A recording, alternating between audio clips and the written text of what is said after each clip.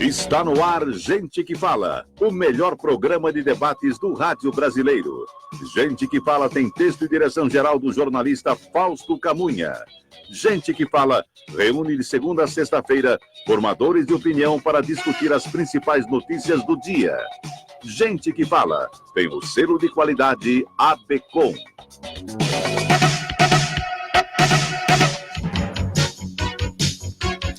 Olá, ouvinte do programa Gente que Fala, boa tarde, 12:04 agora, seja bem-vindo, eu sou o Mauro Friesman, nós estamos no ar na Rádio Trianon AM 740 de São Paulo e Rádio Universal AM 810 de Santos.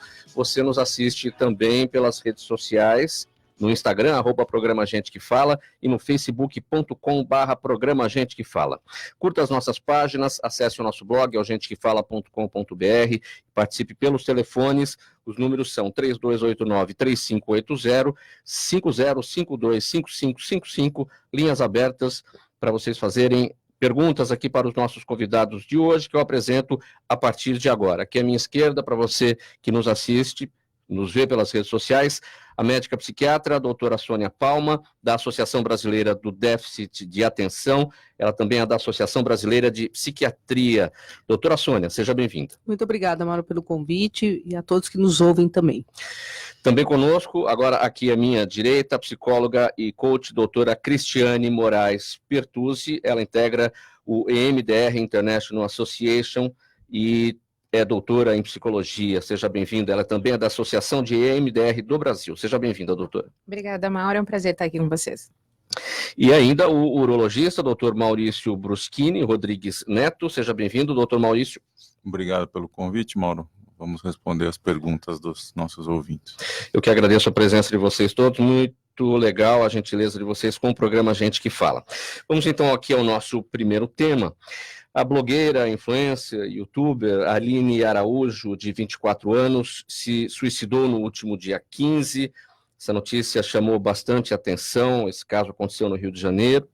No dia 13, o seu noivo a avisou pelo WhatsApp que não se casaria com ela no dia seguinte. E no dia 14, Aline Araújo escreveu um desabafo em sua página no Instagram, decidiu realizar a cerimônia sozinha, casando-se simbolicamente consigo mesma. Mas, no dia seguinte, a Aline, que sofria de depressão e foi muito criticada pelo ato na internet, pulou da janela do 9º andar do prédio onde morava, como eu disse, lá em Recreio dos Bandeirantes, no Rio de Janeiro. Doutora Sônia, eu quero começar esse assunto falando sobre depressão, que é uma doença. Sim. Porém, muita gente às vezes acorda, fala, estou muito deprimido hoje, não estou nem afim de sair de casa. Não é uma forma de banalizar a depressão, porque nesse sentido, deprimido não é depressão, estou meio para baixo, estou meio triste, e as consequências da depressão... Isso. Esse caso acho que é bem emblemático, porque ele traz essa discussão, né, do que é depressão, do que é tristeza, né, porque lógico, se você rompe um relacionamento na véspera do casamento, o mínimo que se espera é que a pessoa fique triste, mas daí a questão do suicídio e de toda essa questão, na verdade, tinha uma questão antes, ela já tinha depressão anteriormente, provavelmente não se sabe o quanto que ela se tratava em relação a isso, então a primeira questão que a gente tem que definir é o que é depressão, o que é tristeza. Todo mundo tem tristeza, todo mundo acorda um dia que não está bem. A depressão é uma doença, é um transtorno biológico, né? Alterações de circuitarias cerebrais, de neurotransmissores, influenciados pela genética e pelo meio ambiente, é lógico, mas é um quadro psiquiátrico, um quadro clínico, uma doença, e essa muitas vezes ela é banalizada, tanto no sentido de tudo que é tristeza virar depressão, e o que eu acho que é pior é que os quadros realmente de depressão serem tratados como tristeza, né? Então os familiares não entendem, os familiares acham que é falta de vontade, falta de ânimo, preguiça, não quer pegar no patente, não quer trabalhar, né? Quer ficar assistindo só televisão até tarde. Não, na verdade é uma insônia provocada por alterações hormonais da própria depressão, alteração de cortisol, corticóide, todas as liberações desses hormônios que fazem com que a pessoa, por exemplo, não durma à noite. No dia seguinte ela dorme até 7, 8 horas, 9 horas, a família fala, tá vendo? É preguiçosa, não quer levantar da cama. Então, acho que a primeira questão que esse caso nos remete, mais do que propriamente a história, é o que as pessoas hoje, a depressão, ela vai ser em 2020 uma das doenças mais incapacitantes impacto que nós temos entre os transtornos todos, mais até que a cardiologia, que a urologia, que outros quadros como esse. Então, esse caso merece ser levantado a discussão da depressão, né, não exatamente só da questão do suicídio, mas o suicídio é o desfecho muito trágico e muito comum para as pessoas deprimidas, principalmente deprimidas sem tratamento, de longo tempo e de pouco suporte familiar. Doutora Cristiane, como é que as pessoas podem identificar um quadro de depressão em alguém? Especialmente os familiares, as pessoas mais próximas. Os sintomas são vários, né? A gente tem desde algumas características, como a gente falou, da insônia, né? A falta de vontade, é muito comum os jovens, eu tenho vários clientes, outro dia um cliente falava assim para mim, um jovem dizia assim, eu quero fazer isso, mas eu não tenho vontade, né? E às vezes a depressão, ela está ligada também a outros quadros psiquiátricos, como o transtorno de déficit de atenção em jovens, meninos, por exemplo, que é muito comum. Então, ele tem vontade, ele quer fazer uma coisa, por exemplo, ele quer se cadastrar num estágio, mas ele fica sem vontade. Então, a gente precisa prestar atenção nisso. Então, falta de vontade, a dificuldade do sono, né, uma irritabilidade muito grande, né, a tristeza, sim, também, uma tristeza recorrente, né, um desânimo. Outro dia uma mãe falava assim para mim, ela fica no quarto, ela não quer sair. Claro que esses são mais clássicos e às vezes os pais identificam com mais facilidade, ou mesmo para os adultos. Né? Acho que o que a doutora Alessandra está colocando é muito importante, porque eu sou psiquiatra infantil de formação, né?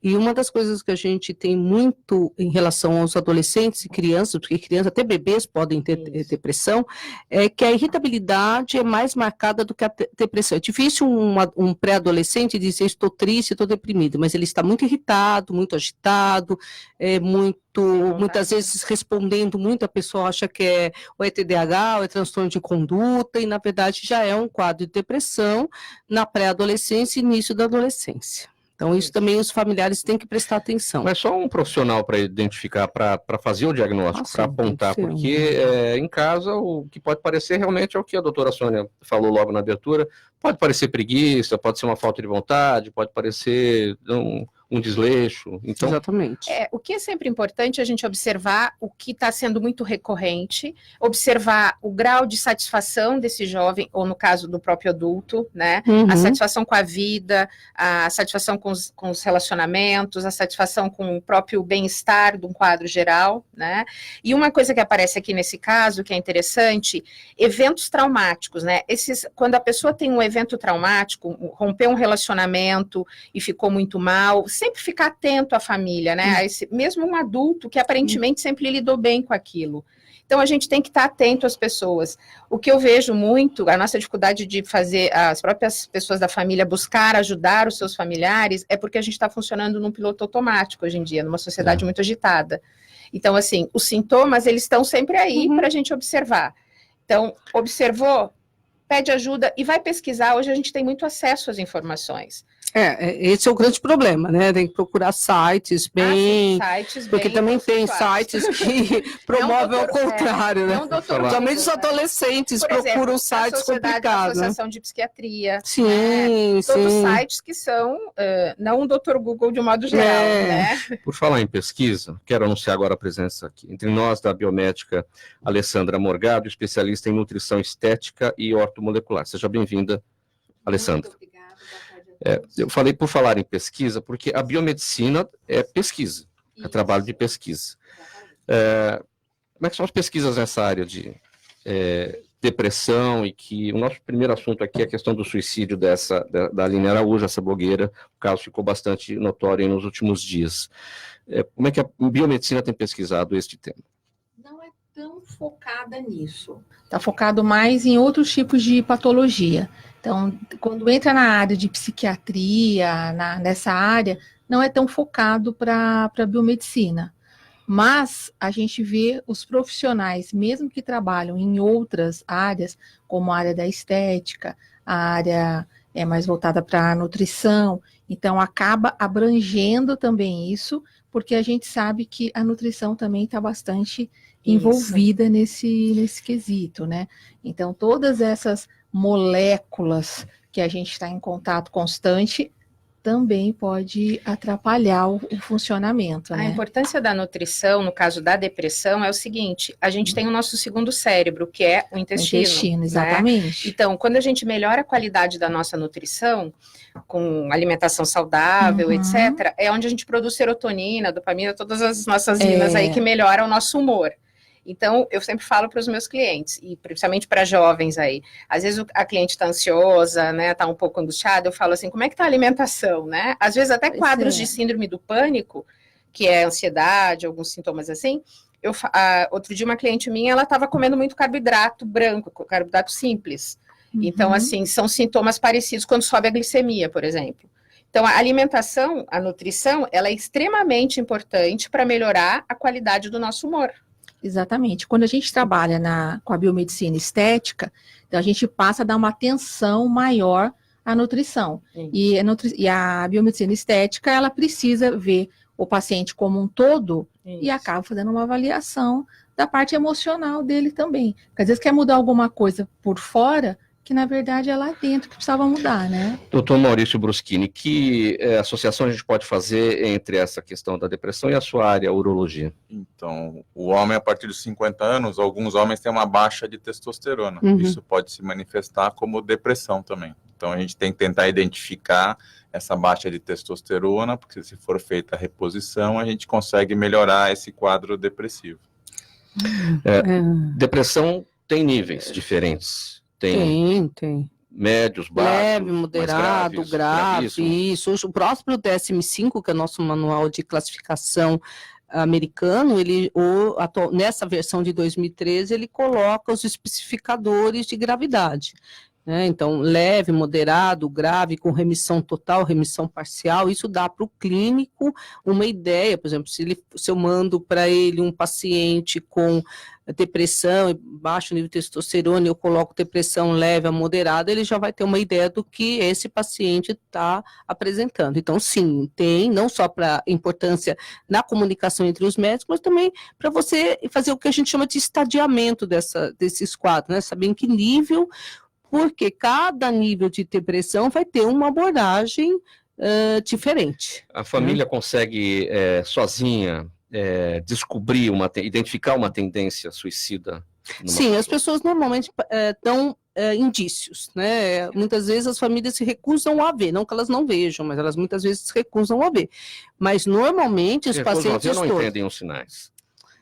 Eu acho que tem as duas coisas, mas muitas vezes, conversando com a família, existe um bloqueio, né? É muito difícil você admitir que o seu parente quer se suicidar, né? Mas existe. Então, começa a deixar de fazer as coisas que eles mais gostavam, muitos deles começam a fazer arrumação no armário, dar coisas que eles gostam, começam a rever fotografias, começam a ir na casa de parentes que ele não via antes, chama os amigos, começa a jogava futebol, não vai mais, então vai deixando ao longo do tempo de fazer aquelas coisas que ele mais gostava, né? Vai alterando o sono, vai ficando mais irritado, pede demissão do emprego, e aí essa já é uma característica de quem pode vir a se suicidar. Muito bem, vamos passar aqui para o nosso próximo tema, que é o seguinte: todo ano 16 milhões de mulheres são vítimas de violência no Brasil, e além da violência em si, as mulheres precisam conviver com o trauma emocional e psicológico. Uma nova forma de psicoterapia, chamada EMDR, tem alcançado ótimos resultados no tratamento desses traumas. A técnica é utilizada para diversas situações, principalmente por buscar informações no inconsciente e no subconsciente dos pacientes. Doutora Cristiane, o que significa esta sigla EMDR? Esta sigla é uma sigla em inglês, que tem a ver com o movimento dos olhos, né, que vai processar e reprocessar as experiências negativas, né. Então, é Eye Movement Desensibilization Reprocessamento, e essa sigla foi criada por uma americana, né, final da década de 80 e 90, e inclusive falecida até um mês passado, né, e ela criou para veteranos de guerra e vítimas de violência sexual, essa técnica nos Estados Unidos. Hoje ela é utilizada para todos os tipos de trauma. e a gente sabe que essas experiências, elas ficam armazenadas no cérebro de uma forma distorcida, é como se o nosso cérebro não digerisse essas informações traumáticas, né? E o movimento dos olhos, que é... De fato, não digere mesmo, né? Não digere. Tanto é que quando tu tem uma experiência traumática, ela fica na tua cabeça em forma de flashbacks, né? Quando tu pensa nessa situação, tu tem algum sintoma físico, sudorese, da taquicardia, né? Lacrimeja os olhos, né? Então tu tem toda uma forma de gatilho físico e psíquico, né? Mostrando que o cérebro não digeriu essa experiência. E a técnica, ela trabalha com essa digestão cerebral dessa informação. Então, tu pensa naquela experiência e aquela experiência não te ativa mais todos esses gatilhos anteriores. Então, é o reprocessamento. Aqui no Brasil, a gente tem utilizado o MDR, nós somos profissionais todos certificados via a certificação americana, né? É a única técnica reconhecida pela Organização Mundial da Saúde, é uma certificação, então, portanto, internacional, e todos nós trabalhamos com todos os tipos de patologias, especialmente as vítimas de violência, né? Recentemente a gente tem tido uma experiência, a associação tem ido em alguns desastres que têm acontecido aqui no Brasil. A gente tem 2 últimos fins de semana a experiência na Escola Raul Brasil, a gente trabalhou com os alunos e com os pais, né? Então, uma experiência muito bonita. O pessoal de Brumadinho, né, todas as pessoas que viveram aquela catástrofe, né, então são todas experiências. O que gera o trauma? O trauma gera transtorno de estresse pós-traumático, que é um outro quadro, né, psiquiátrico e diagnóstico que a gente tem. Então, é uma forma do cérebro digerir as informações que não foram anteriormente digeridas, né, que ficaram traumatizadas. Fixadas, né, ficaram fixadas. No... E a gente fala que ela fica armazenada, a memória, ela fica fragmentada dentro do cérebro. Quando ela é digerida, essa memória ela vai para o lugar certo dentro do cérebro, né? É muito interessante e muito bonito o processo de cura, porque a gente fala em cura do cérebro. Como é que se observa o processo de cura? Por meio de imagens? Isso, eu até te mostrei, né, uma imagem que a gente sempre divulga nos nossos artigos, que o processo de ativação de um cérebro traumatizado, o cérebro é extremamente, numa ressonância, tu tem uma ativação muito grande do cérebro, e após o tratamento com MDR, a ativação cerebral diminui. Então, tu tem uma comprovação científica, né? Eu comecei a nota aqui falando da questão da violência doméstica no Brasil, mas essa técnica é utilizada também para diversos outros tratamentos. Quais seriam? Depressão, fobias, né, todos os tipos de fobias simples, às vezes em poucas sessões tu trata, né? Específicas, elevador, avião, é que geralmente assim, algumas fobias, às vezes a pessoa chega no consultório e diz assim, eu tenho medo de avião, às vezes é um medo de avião relativo, é uma fobia simples, é que às vezes quando a gente começa a tratar, as fobias são complexas, elas têm algumas ramificações, que a gente chama, que vão para outros eventos chaves, né? O que é interessante é que hoje são terapias muito focadas, a gente trabalha com alvos e a gente às vezes consegue chegar em eventos chaves. Síndrome do pânico é muito interessante, às vezes a pessoa chega com síndrome do pânico numa idade adulta e tu vai chegar num trauma sexual que ela sofreu aos 9 anos. Eu tenho um caso recente de uma pessoa adulta e que jamais ela imaginaria que a ansiedade dela da vida adulta teria a ver com trauma sexual aos 9 anos. Isso é um trabalho da neurociência? Da neuropsicologia e da neurociência.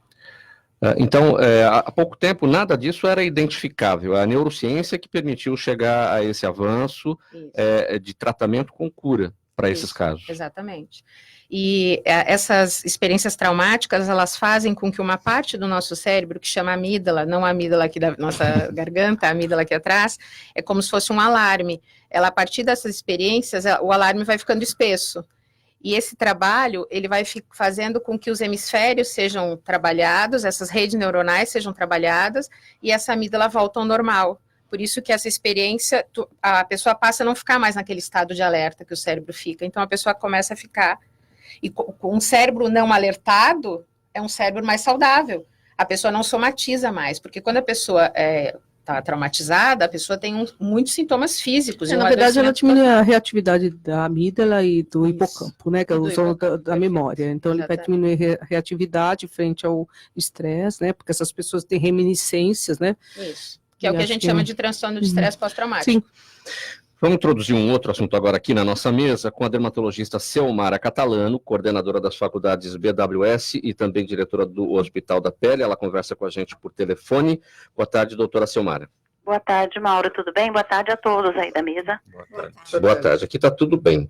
Vamos falar sobre hiperidrose, transpiração excessiva? Sim, podemos falar. Quais são as causas, doutora Selmara? E você sabe que isso é um problema que atinge muitas pessoas, né? E é muito restritivo, assim, nos relacionamentos, para trabalho, tudo. As pessoas sofrem muito com isso, viu, Mauro?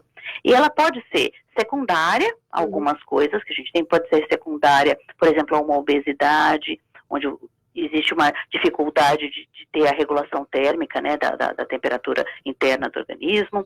Ela pode acontecer por outras alterações hormonais, e ela pode ser essencial também.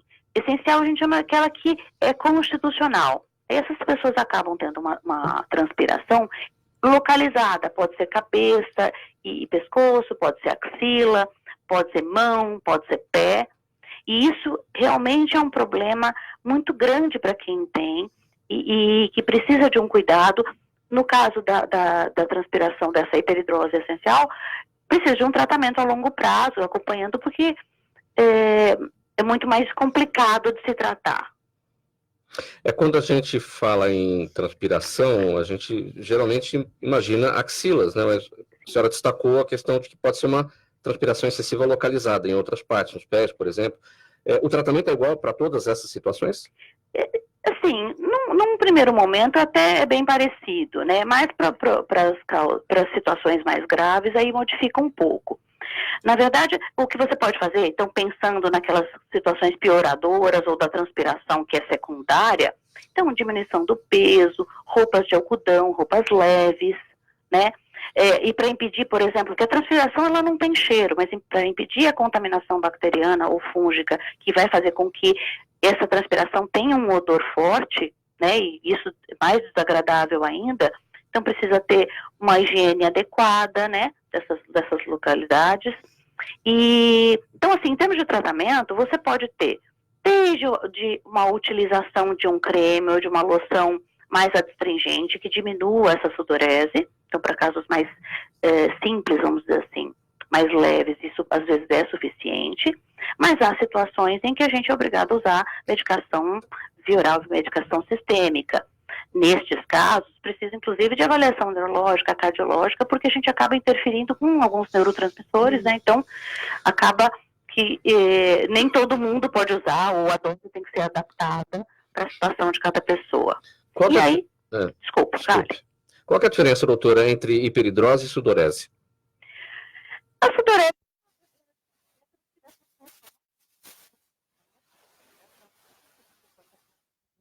térmica, né? A gente tem, é uma forma que o organismo tem de controlar a temperatura interna. A temperatura interna dos órgãos é muito importante porque eles têm uma temperatura ideal para funcionar, para o seu melhor funcionamento. Daí, situações, por exemplo, com a febre, em que você modifica, porque até uma temperatura um pouquinho maior favorece a resposta inflamatória do organismo, mas também o excesso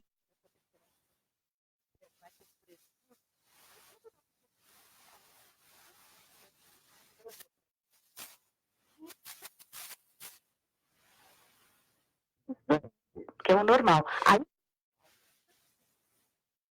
tá? São situações realmente difíceis. Tem gente, por exemplo, que transpira nas mãos e tem que andar com toalhinha, né? Porque borra o que escreve, meleca o computador. Quando é nos pés, a pessoa não consegue andar com sapato. E couro cabeludo, o cabelo fica uma coisa doida, né? Porque assim, quem sofre mais, mulheres ou homens? Então, estatisticamente a gente tem um pouquinho mais em mulheres, mas eu tenho a impressão que as mulheres se incomodam mais do que os homens.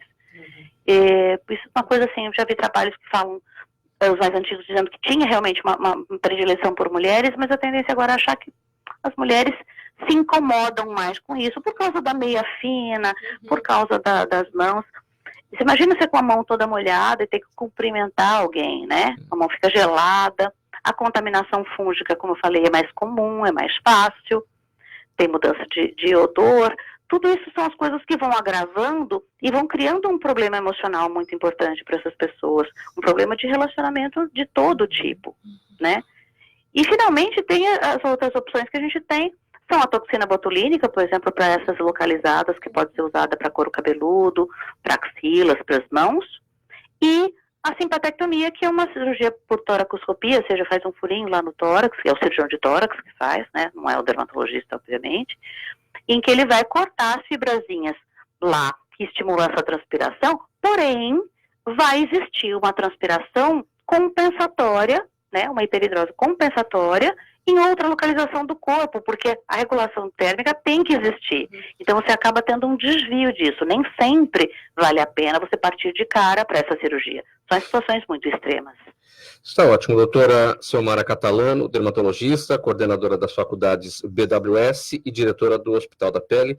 Obrigado pela participação aqui no Gente que Fala de hoje. Até uma próxima. Muito obrigada pelo carinho, pela atenção. Uma boa tarde para todos. Tchau, tchau. Boa tarde. Tchau. Vamos passar aqui a falar de um outro tema, que é a andropausa, um distúrbio que acomete especialmente homens acima dos 50 anos e pode causar a diminuição da libido, disfunção erétil, cansaço, perda de massa muscular, entre outros sintomas. Na maioria dos casos, a reposição hormonal feita através de cremes, injeções e implantes de testosterona ajuda a melhorar o desempenho físico e mental e a combater a osteoporose e a anemia. Doutor Maurício, então a reposição hormonal, ela funciona como na fase da menopausa para a mulher, também a reposição hormonal é um caminho para o tratamento disso tudo? Sim, mas primeiro esclarecendo, a andropausa não é um bom nome, se popularizou, mas não é o nome ideal, porque não são todos os homens que vão parar de produzir hormônio, apenas uma porcentagem, entre 20% e 25% dos homens a partir dos 50 anos vão ter uma redução hormonal. Então, 75% continuam produzindo hormônio até a velhice. Então, a Sociedade Brasileira de Urologia escolheu um nome diferente de andropausa, mas é difícil mudar um conceito, né, popular, é distúrbio androgênico do envelhecimento masculino, bem mais difícil. Então, não consegue, mas seria um nome mais correto, porque não é igual a mulher que todas vão parar de produzir hormônio, o homem não, apenas um quarto dos homens vão parar de produzir hormônio. E quando para de produzir hormônio, não é uma parada súbita, como ocorre na menopausa. Não, é uma redução gradativa, normalmente, a menos que ele tenha alguma doença, um distúrbio metabólico, alguma doença hipofisária, alguma causa específica, ele vai ter uma obstrução abrupta. Senão, vai ser uma coisa gradativa que ele começa a perceber os sintomas gradativamente. Redução da libido, começa a ter sudorese noturna, muda de humor muito fácil, fica mais irritado, pode perder massa muscular, piora a sua disposição. Nesse caso, na hora que procura o urologista, a gente acaba conversando com ele, e além de fazer o exame prostático normal, a gente acaba solicitando uma dosagem dos hormônios masculinos, que é a testosterona. E nessa dosagem, se tiver a testosterona baixa associado com algum desses sintomas, aí vale a pena a gente fazer reposição hormonal. Se tiver testosterona normal, aí não adianta você dar mais testosterona, porque a produção é normal. Então, a gente tem que procurar alguma outra causa para esses distúrbios, que pode ser até uma depressão, uma síndrome metabólica em pacientes obesos, outras causas sem ser somente a testosterona. Sim. A reposição hormonal no homem, ela pode trazer riscos? Ela tem que ser muito bem pensada, como no caso das mulheres, muito bem avaliada? Sim, tem risco. Por exemplo, o paciente tem que fazer um exame de próstata antes de começar a reposição hormonal, porque a testosterona é o hormônio que alimenta as células do câncer de próstata. Então, se ele tiver um câncer de próstata não diagnosticado e começar a tomar testosterona, esse tumor vai crescer e pode causar problema. Outra coisa, paciente muito jovem que vão para academia e tomam testosterona, a testosterona causa infertilidade. Eles podem ficar inférteis e isso pode ser irreversível. Então, ele vai perder a oportunidade de poder ter filhos. Então, isso é uma coisa muito importante antes de começar qualquer tratamento com testosterona, estudar o paciente e ter certeza que vai ser benéfico para ele. Acho que tem algum questionamento, doutora? Não, eu estou achando super importante o que ele está colocando, porque deve ter pessoas jovens nos ouvindo, e o que ele coloca, essa questão hoje, né, que pode até ser um transtorno psiquiátrico, excesso de exercícios, excesso de medicamentos para ficar forte, né, pode trazer riscos muito graves, né, para esses jovens, esses adolescentes, né. Nem sempre é o médico que orienta. Não, é o amigo, compra clandestinamente hormônio, porque só vende com receita hormônio, tem que ter o CPF, tem que ter um CID, e não é um remédio que é facilmente encontrado, e acaba pegando coisas de pior qualidade e acaba dando E problema outra mais coisa que eu sério. gostei também que você colocou é a questão da testosterona e depressão, porque eu tenho o hábito de pedir para todos os meus pacientes, né, com mais de 50 anos, que vão me procurar por depressão, eu peço, né, testosterona, PSA, e às vezes eles me olham, se você é psiquiatra, é urologista. Eu falei, não, a gente tem que olhar o paciente como um todo, né, e aí eu Sim, encaminho é para o urologista os casos que eu percebo que estão com deficiência, né. Doutor Maurício, existe, não vou falar em andropausa, se não é esse o termo correto, mas o distúrbio, existe uma precocidade também, em muitos casos, a mulher também entra na menopausa de forma precoce, por N fatores, isso também ocorre com os homens? Ocorre, mas é mais raro. Como eu te falei, um paciente, sei lá, teve um tumor de testículo, tem que tirar o testículo, o paciente tem um câncer de próstata, você tem que suprimir o hormônio, a testosterona, aí acaba tendo sintomas numa idade até um pouco mais jovem. Fora isso, outras doenças endócrinas, principalmente da hipófise, pode ter um bloqueio da produção de testosterona e aí ele começa isso numa idade mais precoce. Mas a maioria sempre depois dos 50 anos. A gente sabe que os homens não procuram ir ao médico com frequência para fazer prevenções e tal. Nessa fase dos 50 anos, onde esses sintomas começam a aparecer, muitas vezes relacionados à andropausa, ou a esse distúrbio, os homens passam a ficar mais preocupados e vão mais ao médico nessa fase? Então, quando eles procuram o urologista, às vezes é o primeiro médico que eles procuram. Então, a gente tem que aproveitar a oportunidade de tentar fazer um check-up com ele e orientar ele para tudo. E às vezes a gente acaba descobrindo doença, sei lá, o paciente está com uma disfunção erétil e a causa é um distúrbio do coração, porque o sangue não está chegando muito bem. Então, a gente tem que ficar atento, fazer um check-up geral e procurar orientar o homem a procurar o especialista de acordo com o que a gente encontrar. Se for só a próstata mesmo, o paciente é saudável, a gente mantém o acompanhamento, mas às vezes a porta de entrada, aos 50 anos, ele vai no urologista e a gente tem que aproveitar a oportunidade.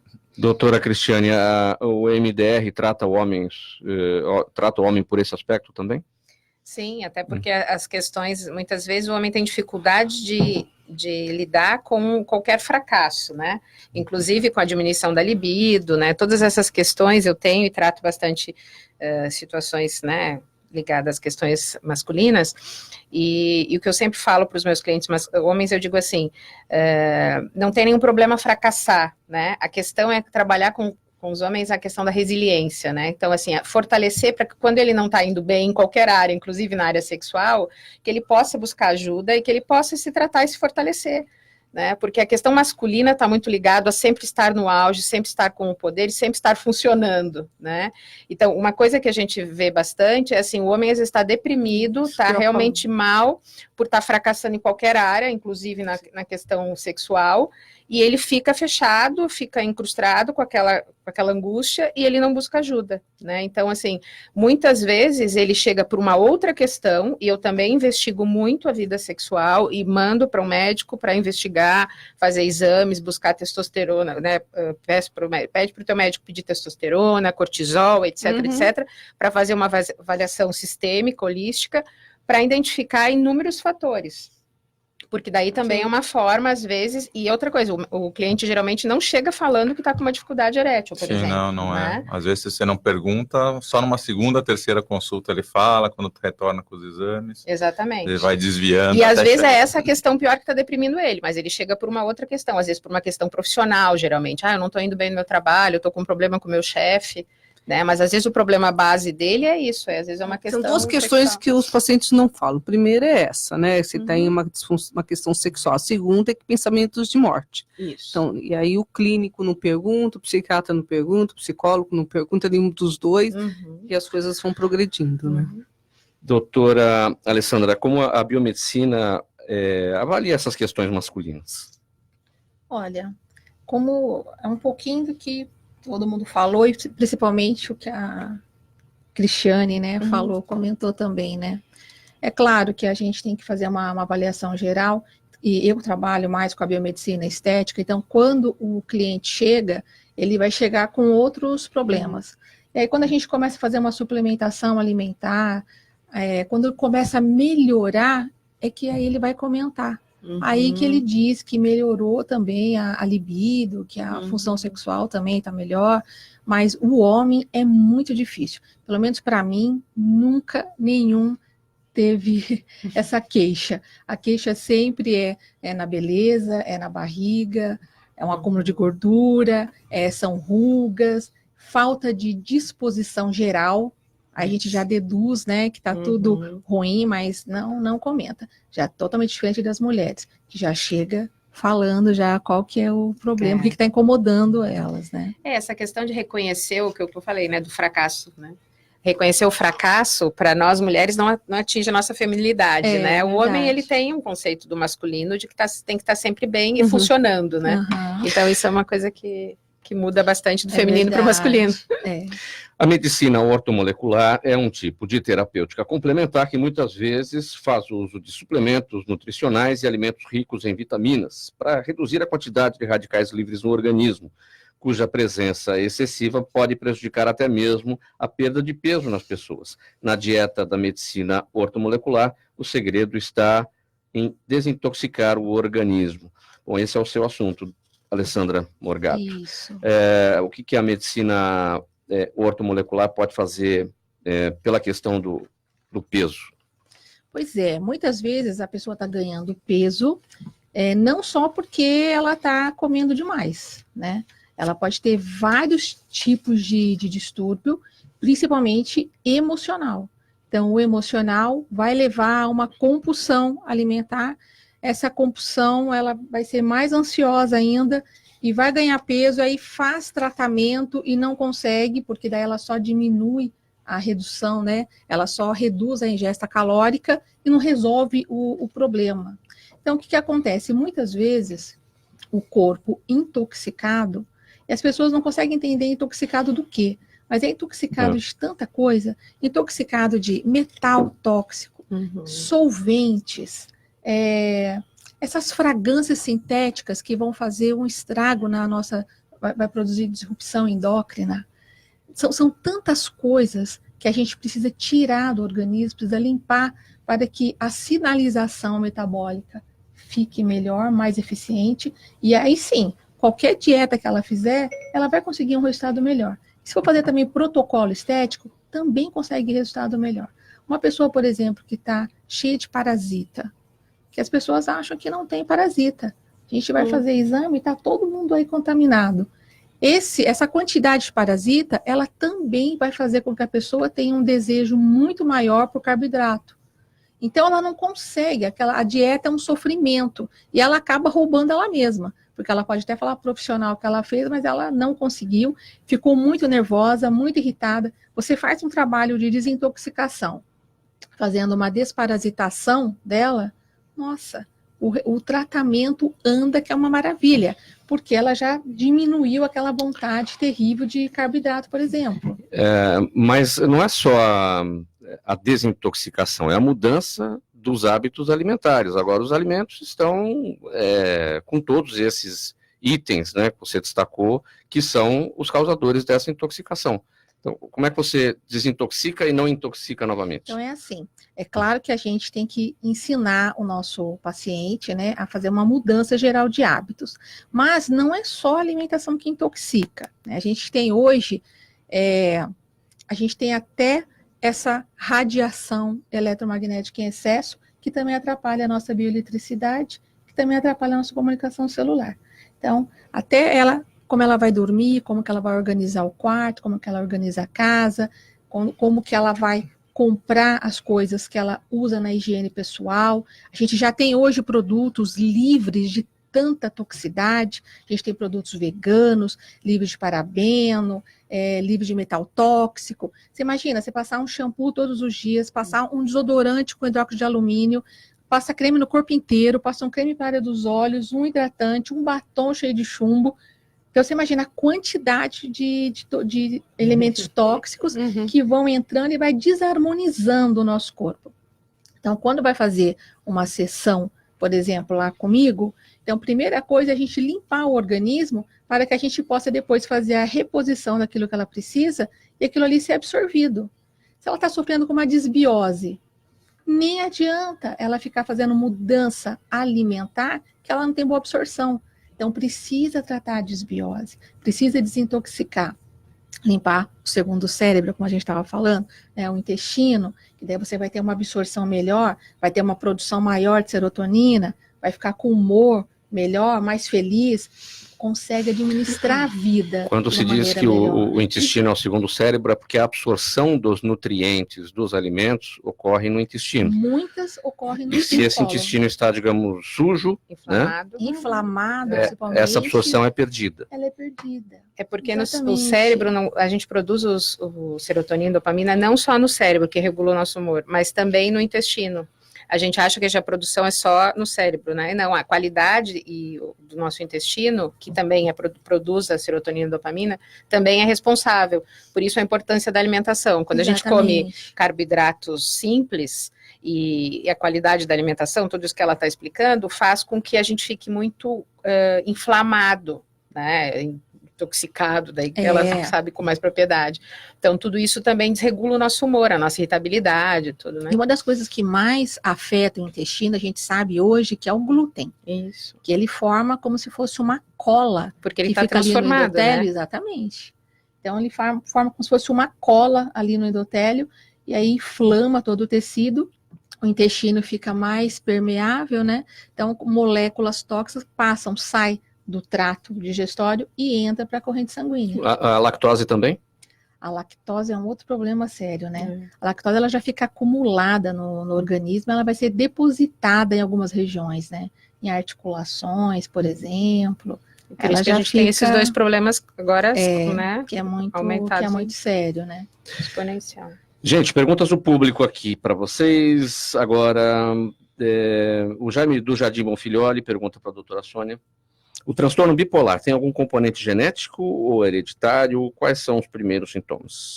É altamente herdável, né? Nós temos famílias de bipolares, né? Geralmente, quando a gente tem uma depressão, um paciente vem no consultório com depressão, nós perguntamos, é obrigatório perguntar se tem alguém na família com transtorno bipolar, porque essa depressão pode não ser uma depressão simples, e sim uma depressão do espectro bipolar, que é uma doença muito mais grave, né? Uma doença que tem, na verdade, bipolar, porque ela tem dois polos. Ela tem um polo da depressão, onde as pessoas ficam mais de 50% do tempo da vida delas em depressão, e para você caracterizar um transtorno bipolar, tem que ter um episódio, pelo menos, de mania ou de hipomania, quando você tem um humor mais exaltado, então você perde o sono, fala mais, gasta mais, come mais, tem mais apetite sexual, então o cérebro entra numa euforia.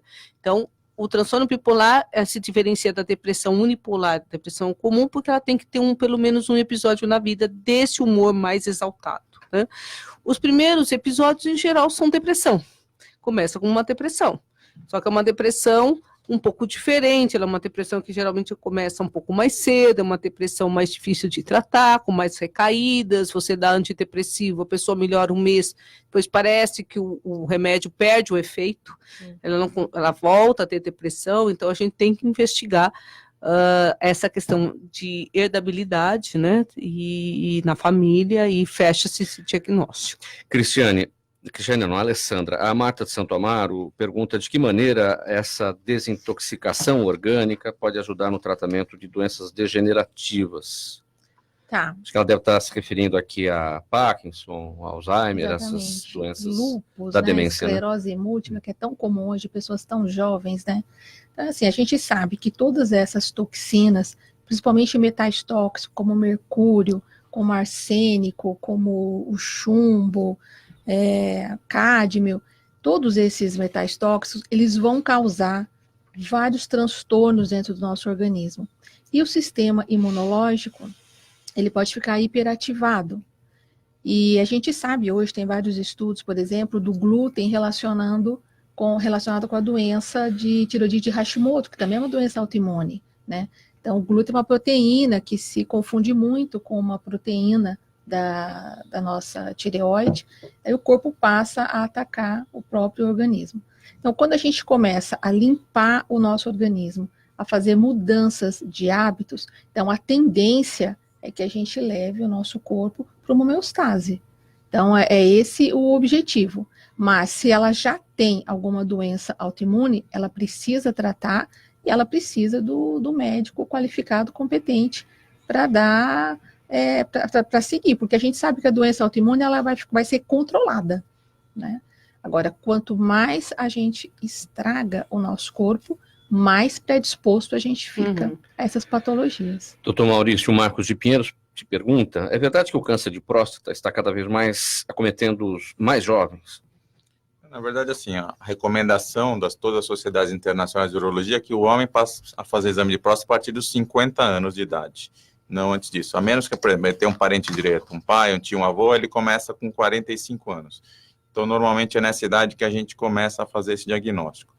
Existe caso de paciente de 35, 38, 39 anos, mas são a exceção, não são a regra. Então, o que deve se recomendar é o homem, a partir dos 50 anos, começa a fazer seu exame de toque PSA. Se ele tem algum parente direto que teve câncer de próstata, começa a fazer com 45 anos. O PSA, ele já pode ser feito antes do... Pode ser independentemente feito antes, de histórico, ele já sim, pode ser feito antes. Pode ser feito antes, assim, às vezes tem alguns trabalhos que até recomendam que a partir dos 40 anos você devia fazer um PSA só para ver qual é a sua tendência. Se você tem um PSA abaixo de 1, você pode ficar mais tranquilo, se ele for acima de 1, você já começa a ver um urologista. O PSA isoladamente, ele não fecha diagnóstico. Não fecha diagnóstico, ele é um sinal de alerta, é uma luz amarela ali para você ir no médico, tem que fazer o toque, se o toque estiver alterado, o PSA alterado, aí você começa a fazer exames de imagem e decidir se precisa ou não fazer uma biópsia da próstata, que é a biópsia que vai dar o diagnóstico do câncer de próstata. Doutora Cristiane, a Juliana de Santo André pergunta em que medida a hipnose pode ajudar em um tratamento psicológico. Pode acontecer de ela, chama aqui de desenterrar traumas que estavam esquecidos? Isso, a hipnose ela traz a lembrança, né, ao consciente, memórias antigas e memórias que estavam escondidas e não conscientes, mas ela não reprocessa, né, então ela é interessante como um mecanismo de trazer a consciência, mas ela não é uma cura e não reprocessa necessariamente. Né? Então, pode usar a hipnose, eu tenho muitos colegas que trabalham com hipnose e com MDR. Então, as duas metodologias em conjunto são bastante eficazes. Quando só a hipnose? É que a hipnose é um método muito mais antigo, né? É clássica, né? Vem da época do Freud, e ela foi um método utilizado para trazer as lembranças muito subterrâneas do nosso cérebro, né? Então... Ela é interessantíssima porque nos traz a consciência do que a gente não, né, do que a gente não tinha nenhuma noção do que estava acontecendo dentro de nós, ou das nossas lembranças, né. Mas hoje a gente sabe que ela não é suficiente, ela não é o único recurso para curar as nossas memórias, principalmente as traumáticas, né. Então, eu posso ter a consciência de que eu fui traumatizado, por exemplo, na infância, mas para mim curar o meu cérebro são as técnicas de reprocessamento. Você precisa ressignificar aquilo? Isso. Para dar um novo sentido? É que, na verdade, uma experiência traumática, ela tem dentro da nossa rede sináptica, essa memória, ela tá fragmentada. Sim. Por isso que quando tu lembra daquele episódio, às vezes tu tem um sintoma físico, tu tem uma memória somática daquilo. Às vezes tu até não tem uma memória cognitiva, mas tu tem uma sensação de que aquilo não foi bom.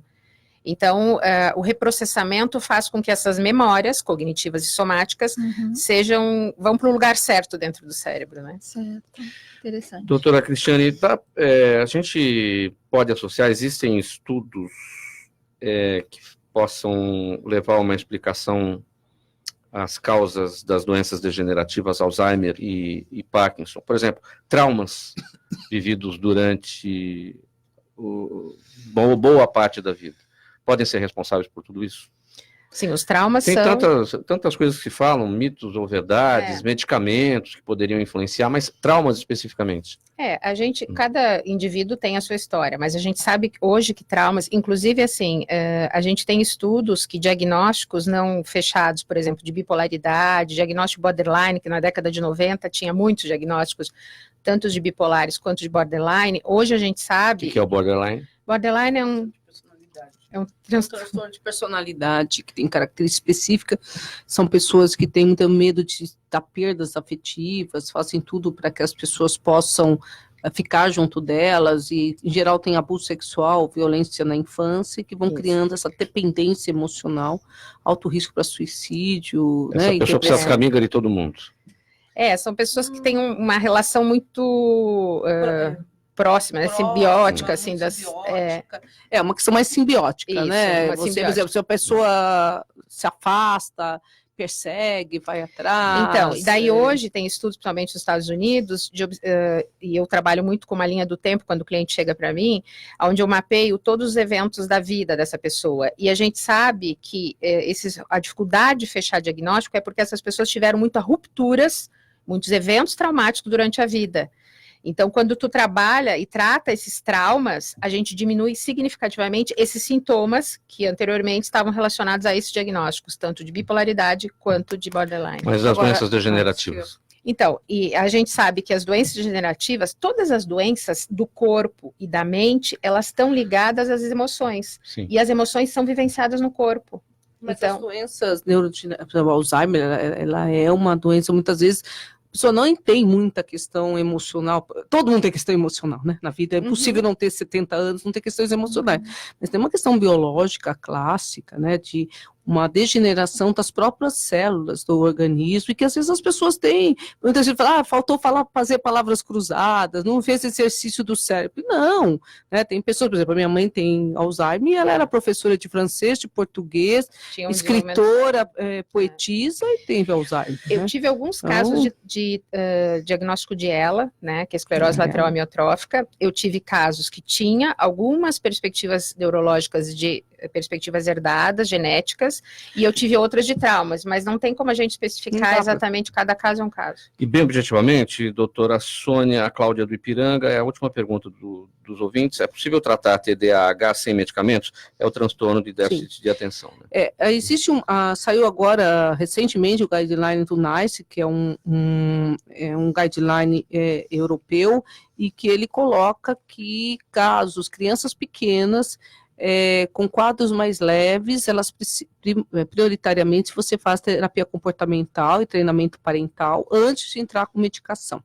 Então, crianças maiores também, crianças maiores já em idade escolar, elas vão ter os sintomas, mas se for leve, se a família for colaborativa, se fizer terapia comportamental, dá para não entrar com medicação. Mas se o caso for moderado a grave, tem que entrar com medicação e terapia. Doutora Sônia Palma, 10 segundos para a sua despedida. Muito obrigada pelo convite, um prazer, é sempre bom ter todos, ouvir todos. Muito obrigada a você, principalmente pela condução desse programa. Nós que agradecemos. Alessandra, sua palavra final. Eu também agradeço muito, quero falar bem rapidinho que a doença de Alzheimer e Parkinson tem vários estudos mostrando que está relacionado com acúmulo de alumínio também no organismo. Então, a desintoxicação desse elemento pode também ajudar muito, né? E faz uma prevenção. Mas eu quero agradecer a oportunidade, agradecer a você também e todos aqui da mesa. O alumínio está presente aonde exatamente? O alumínio está presente na cozinha, nas panelas, naquele papel laminado, nos marmitex, em todas as embalagens desses sucos artificiais que se chamam naturais, nas latinhas. Leite. Cristiane, doutora Cristiane, sua palavra final. Eu quero agradecer também aos debatedores, agradecer a ti, Mauro, e estou à disposição aqui dos ouvintes também. Doutor Maurício, palavra final. Obrigado pela oportunidade, espero ter ajudado os nossos ouvintes. Muito bem, gente, o agradecimento da equipe do programa Gente que Fala, hoje para a médica psiquiatra a doutora Sônia Palma, para a biomédica Alessandra Morgado, para a psicóloga e coach doutora Cristiane Moraes Pertuzzi, e também o urologista doutor Maurício Bruschini Rodrigues Neto. Na mesa de som, Cléo Rodrigues, apresentação minha, Mauro Friesman, pauta e redação Pedro Schiavon, diretora de produção Zenilda Salvato, direção-geral do jornalista Fausto Camunha, do outro lado do programa Gente que Fala, você, ouvinte, a razão da nossa presença aqui. Fique agora com o programa Caio Sorriso Show. Tchau, até amanhã.